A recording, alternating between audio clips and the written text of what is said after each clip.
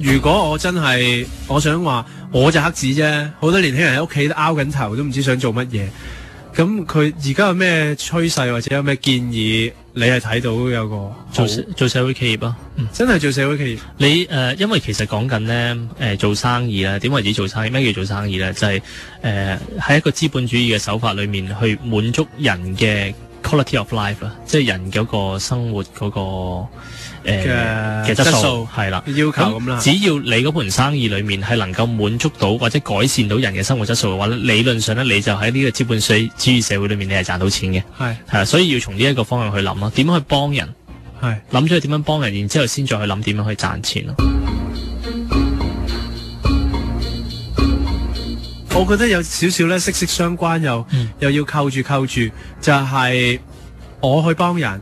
咁但係如果我諗幫人好容易啊，我諗幫人免費咁啊實成功噶喎，成日都覺得係咪嘅咧？即係可能你話唔係嘅，咁然之後諗搵錢，即係嗰步就跳得好遠。即係因為人人都覺得搵錢咧，我就唔幫襯啦。又突然間好似倒退嘅。你明唔明嗰個思考就係我諗幫人好易啫，我今次就幫老人，我下次就幫有傷殘嘅朋友，咁即係佢傷健嘅朋友咧，佢可能好需要人協助，免費啊，好多人幫襯啊，但我諗錢嗰度就即刻棘住噶啦，實唔搵我噶啦，要收錢啊，係嘛？係啦，其實都唔係啊，我覺得有一個經濟定律咧，咁即係 Peter Drucker 講嘅，就係話你任何一個生意咧，其實你都要。即係有兩樣嘢係令到你成功咯。第一，你一係就有一個 cost leader 啦，即係你係成本係你係即係領先嘅，即係控制成本、控制領先嘅。咁啊，一係咧你就做一個 differentiation， 即係你就一係就做一啲不同嘅嘢，另類啲嘅嘢係啦，得呢兩個方法啦啫。咁佢講啦，係咁我係好信佢嘅，係啦。咁所以人就應該即係我哋或者年輕人應該會不停喺度諗，咁點樣可以做一啲創新嘅嘢，而又去滿足到個服務，或者有啲現有嘅嘢令到佢改善，可以令到佢平啲或者快啲，係啦，咁就可以滿足，即係令到人嘅 quality of life 不斷咁提升啦。即係而家你即時諗得到個 business model 或者你想做嘅嘢，你就做啦。咁你冇理由而家，我唔係話你收埋咗啊，你都未諗到。我覺得你而家因為落力於做自己嘅長者服務嘛，你冇去詳細去諗下一個要搞嘅係咩，但係總有嘅。總有嘅。今日就你創咗業，聽日就下個創咗業噶啦嘛，而有成功噶嘛。咁啊，可能我5年後可能會訪問到另一個就另一個成功嘅 model 啊嘛。咁就係點解係佢而唔係我，又唔係聽緊嘅你咧？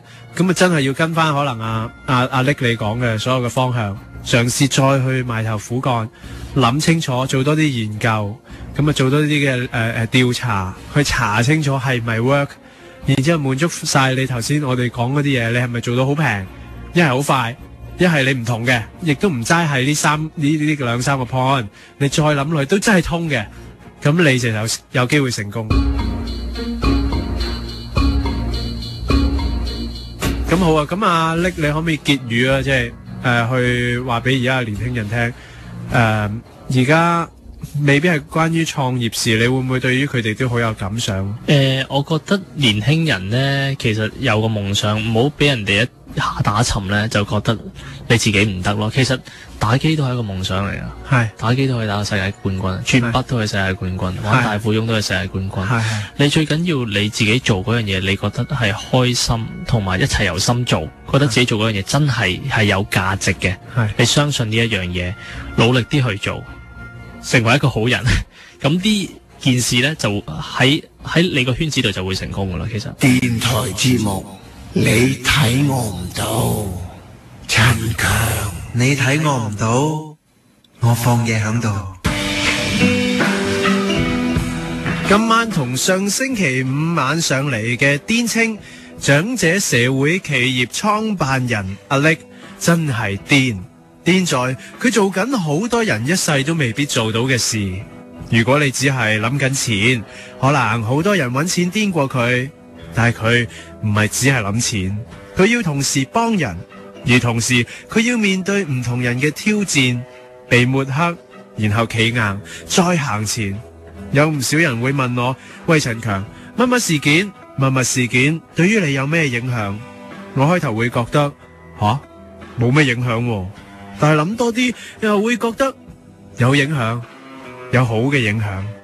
因為呢啲事件令我知道，仲有一班唔認同我嘅人，心腸未扭正過嚟嘅人，就好似以前嘅自己一樣。我希望慢慢改變佢哋，感染佢哋，所以我嘅節目就更加要繼續。